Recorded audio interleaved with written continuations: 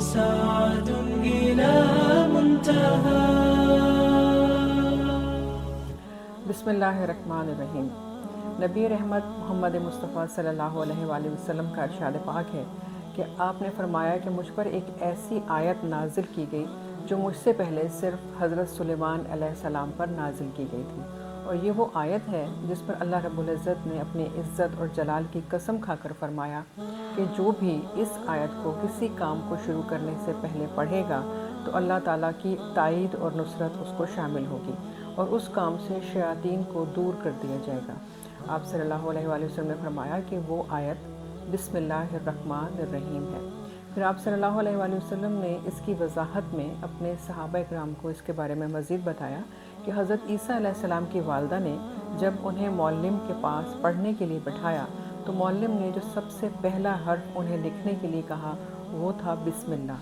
حضرت عیسیٰ علیہ السلام نے اپنے معلم سے پوچھا کہ یہ کیا ہے؟ معلم نے کہا کہ میں یہ تو نہیں جانتا کہ یہ کیا ہے، لیکن مجھے اتنا پتہ ہے کہ اس میں برکتیں ہیں.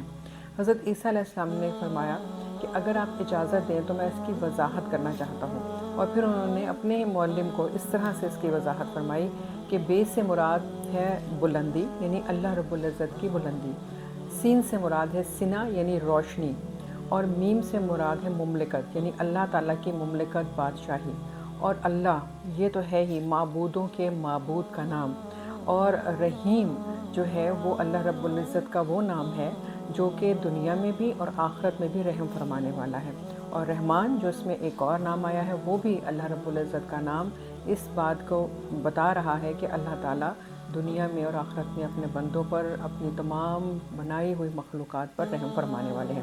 گویا یہ پوری جو وضاحت ہے بسم اللہ الرحمن الرحیم کی وہ حضرت عیسیٰ علیہ السلام نے اس طرح سے اپنے معلم کو بتائی. تو گویا یہ وہ آیت ہے کہ جس کو ہم پڑھ کے جب کوئی بھی کام شروع کرتے ہیں تو نہ صرف یہ کہ ہم زیادہ اس کام میں فوکس ہو جاتے ہیں، اللہ تعالیٰ کی طرف سے ہمیں تائید حاصل ہو جاتی ہے، اس میں برکتیں حاصل ہو جاتی ہیں، اور جس کام سے پہلے اس کو پڑھ لیا جاتا ہے پھر اس کام میں شیطان شامل نہیں ہوتا ہے. حضرت عبداللہ ابن مسعود رضی اللہ تعالیٰ عنہ سے روایت ہے کہ ایک بار نبی کریم صلی اللہ علیہ وآلہ وسلم نے فرمایا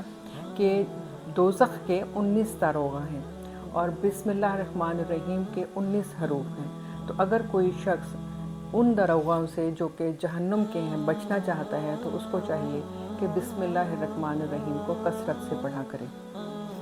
یعنی جو کام بھی آپ شروع کریں اس کو اللہ کے پاک نام کے ساتھ شروع کریں. اسی طرح ایک چھوٹا سا واقعہ اور آپ کو بتاتی چلوں. حضرت اسامہ بن عمیر رضی اللہ تعالیٰ عنہ ایک بار رسول کریم صلی اللہ علیہ وآلہ وسلم کے ساتھ سفر میں تھے اور آپ ہی کی اونٹنی میں آپ کے پیچھے بیٹھے ہوئے تھے. سفر کے دوران اونٹنی کا پیر پھسلا اور آپ کے منہ سے نکلا کہ شیطان تیرا ستیہ ناس ہو. تو آپ صلی اللہ علیہ وآلہ وسلم نے فرمایا کہ شیطان کو کیوں یاد کرتے ہو، وہ تو خوش ہوگا، اگر ایسی کوئی بات ہو تو کہہ دیا کرو بسم اللہ. گویا کسی بھی موقع پر جب ہم بسم اللہ الرحمن الرحیم پڑھ لیتے ہیں تو نہ صرف یہ کہ ہم گرنے سے بھی بچ جاتے ہیں بلکہ ہمارے کام میں اللہ تعالیٰ کی مدد اور برکتیں شامل ہو جاتی ہیں. ایک بار کیسر روم نے حضرت عمر فاروق رضی اللہ تعالیٰ عنہ کو خط لکھا جس میں اس نے یہ بتایا کہ میں ہر وقت سر درد میں مبتلا رہتا ہوں تو مجھے اس کا کوئی علاج بتائیے. حضرت عمر فاروق رضی اللہ تعالیٰ عنہ نے اس کے لیے اپنے ہاتھ سے ایک ٹوپی تیار کی اور وہ ٹوپی جب اس کو بھجوائی تو کہا کہ اس کو ہر وقت پہنے رہو، تمہارا سر درد ٹھیک ہو جائے گا. اس نے کچھ عرصے تک اس ٹوپی کو پہنے رکھا، اس کا سر درد ٹھیک ہو گیا. ایک دن اس کو خیال آیا کہ میں دیکھوں اس ٹوپی میں ایسا کیا ہے کہ اس کو پہننے سے مجھے اتنی شفا مل گئی. جب اس نے اس ٹوپی کو کھولا تو اس کے اندر یعنی جس کپڑے سے وہ تیار کی گئی تھی اس کپڑے کے اندر کی طرف بسم اللہ الرحمن الرحیم لکھا ہوا تھا. گویا یہ وہ برکتیں ہیں جو ہم اپنی زندگی میں ہر کام کرنے سے پہلے اگر ان برکتوں کو شامل کرنا چاہیں تو نہ صرف یہ کہ اس میں کامیابی ہوگی، اللہ تعالیٰ کی برکت اور تائید حاصل ہوگی، بلکہ ہم شیطان کی شیطانیوں سے بھی محفوظ رہیں گے.